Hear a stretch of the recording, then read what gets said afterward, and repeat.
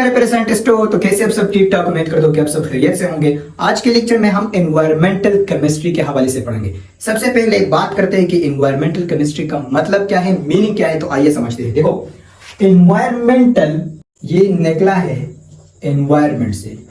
Environment तो आप जानते हैं माहौल को कहते हैं, और इसी तरह केमिस्ट्री है। मैंने आपको बताया कि केमिस्ट्री हम केमिकल्स के लिए इस्तेमाल करते हैं, जितने भी केमिकल सब्सटेंस है तो ये हमारे पास केमिस्ट्री है। अब इसका स्ट्रक्चर, कंपोजिशन, प्रॉपर्टीज ये आपको पता है, पहले लेक्चर में बताया था।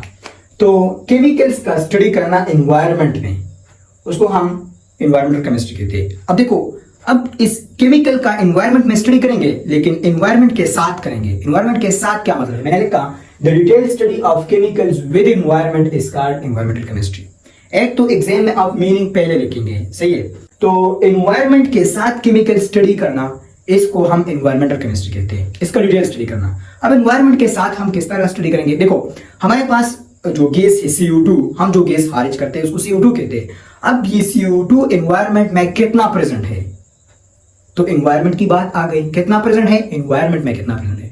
इसी तरह अगर एनवायरमेंट में कार्बन डाइऑक्साइड CO2 की मिकदार ज्यादा हो गया तो फिर एनवायरमेंट पर क्या असर पड़ेगा? देखो, एनवायरमेंट की बातें आ गई CO2 के साथ। इसी तरह एनवायरमेंट में वाटर मॉलिक्यूल कितना प्रेजेंट है। देखो, हम केमिकल का बात करते हैं लेकिन एनवायरमेंट के साथ करते हैं, तो ये सब बातें एनवायरमेंट के साथ रिलेटेड है। केमिकल्स रिलेट करना एनवायरमेंट के साथ और इसको स्टडी करना एनवायरमेंटल केमिस्ट्री कहलाता है, सही।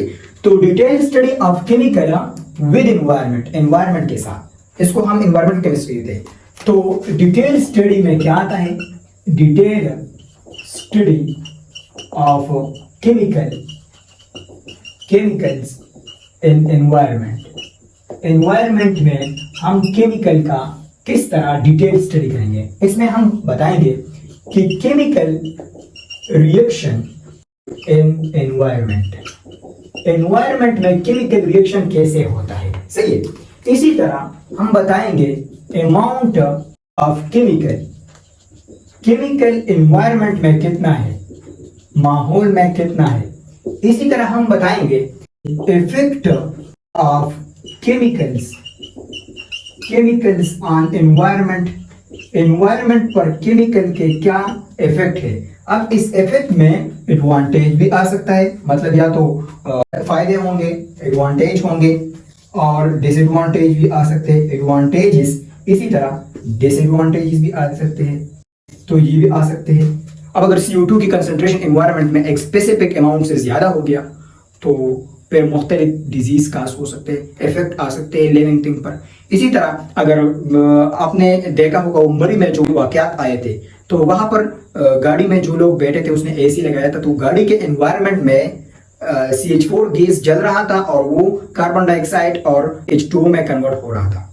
अब CH4 गैस जब जलता है तो इसके लिए ऑक्सीजन की रिक्वायर होता है, और ये ऑक्सीजन उस गाड़ी के अंदर ऑलरेडी मौजूद था, क्योंकि हम जहां भी जाते हैं एनवायरनमेंट में तो वहां पर ऑक्सीजन प्रेजेंट होता है। अब गाड़ी के शीशे तो लाख होते हैं, तो उस एनवायरनमेंट में, उस गाड़ी के एनवायरनमेंट में ऑक्सीजन का कंसंट्रेशन धीरे धीरे से कम होता रहा और हमारे पास CO2 की प्रोडक्शन हो रही थी।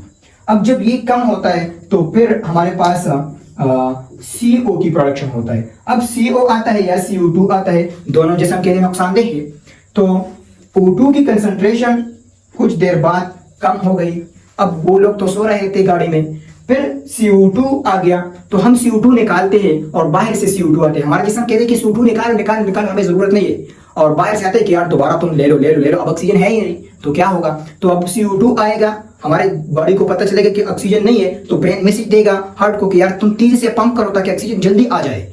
तो ऑक्सीजन तो है ही नहीं, तो इस वजह से हम बेहोश हो गए। तो वो लोग भी बेहोश हुए थे, कॉन्शियस होते थे, और अगर ज्यादा मिकदार में इसकी कमी आ गई बेहोशी के बाद भी, तो लोग कोमा में चले जाते हैं और मर जाते हैं। यहां तक कंसेप्ट समझ में आया? बोलो समझ में आया। मिलते हैं नेक्स्ट लेक्चर में। अगर आपको वीडियो पसंद आता है तो अपने दोस्त के साथ जरूर शेयर करें। Thank you so much.